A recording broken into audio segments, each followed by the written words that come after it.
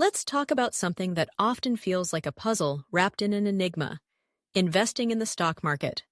Now, I know what you're thinking. Investing! That's for Wall Street brokers and hedge fund managers, right? Well, hold on a second. What if I told you that you, yes you, can take control of your financial future with a little common sense? That's where the Little Book of Common Sense Investing comes in.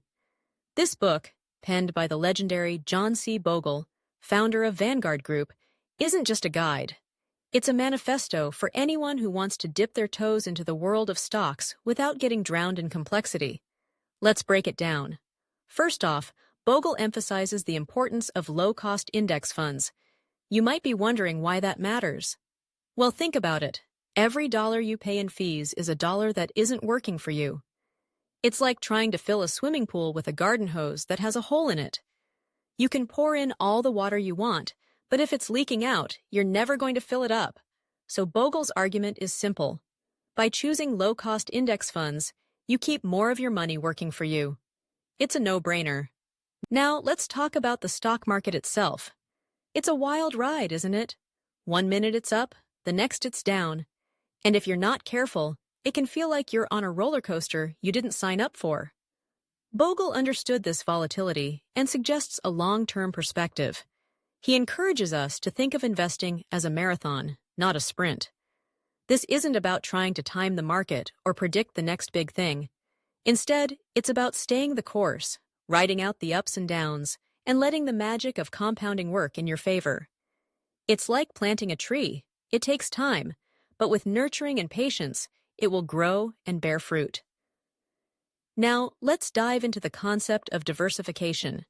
You've probably heard the phrase, "Don't put all your eggs in one basket." Bogle takes this to heart. By investing in a broad range of stocks through index funds, you're spreading out your risk. If one sector takes a hit, it won't sink your entire portfolio. It's like having a balanced diet. You wouldn't just eat pizza every day, right? You want a little bit of everything to stay healthy. Diversifying your investments helps you weather the storms of the market and keeps your financial health intact. But let's not forget about the emotional side of investing. It's easy to get caught up in the excitement when the market is booming, or panic when it's crashing. Bogle reminds us that emotions can cloud our judgment.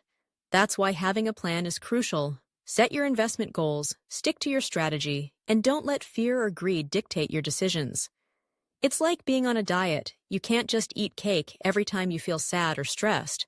You need discipline, and Bogle's philosophy gives you that framework to stay focused. Another key takeaway from Bogle's book is the importance of understanding what you're investing in. Knowledge is power, right?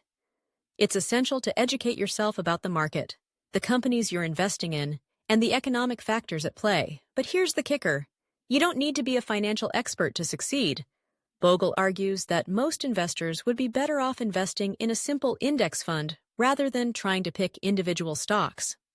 Why?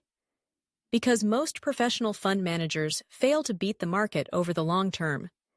It's like trying to beat the house in a casino. The odds are stacked against you. So, why not play the game smartly and invest in the market as a whole? Now, let's touch on the concept of staying the course. It's easy to get swept up in the latest investment trends or feel the urge to sell when the market dips. But Bogle's philosophy is all about patience. He urges investors to stick with their plan and not get distracted by short-term noise.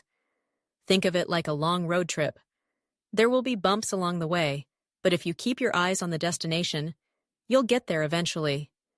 It's about having faith in the process and trusting that, over time, the market will reward you for your patience. And here's something that often gets overlooked: the power of starting early. The earlier you begin investing, the more time your money has to grow. Bogle highlights the significance of compounding returns, which is essentially earning interest on your interest. It's like rolling a snowball down a hill. It starts small, but as it rolls, it gathers more snow and grows bigger and bigger. So, if you're in your 20s or 30s, don't wait. Start now, even if it's just a small amount. Your future self will thank you. Lastly, let's talk about the importance of keeping it simple. In a world filled with flashy investment strategies and complex financial products, Bogle's message is refreshingly straightforward. Investing doesn't have to be complicated. Focus on low-cost index funds, diversify, stay the course, and educate yourself. It's about making informed decisions that align with your financial goals without getting lost in the noise. So, if you take away one thing from The Little Book of Common Sense Investing, let it be this: investing is not just for the elite, it's for everyone. With a little common sense, patience, and a commitment to learning, you can navigate the stock market and secure your fair share of returns. It's not just about building wealth, it's about empowering yourself to take control of your financial destiny. So, let's get out there, invest wisely, and watch our money work for us. Remember, the journey of 1,000 miles begins with a single step, and in the world of investing, that step can lead to financial freedom.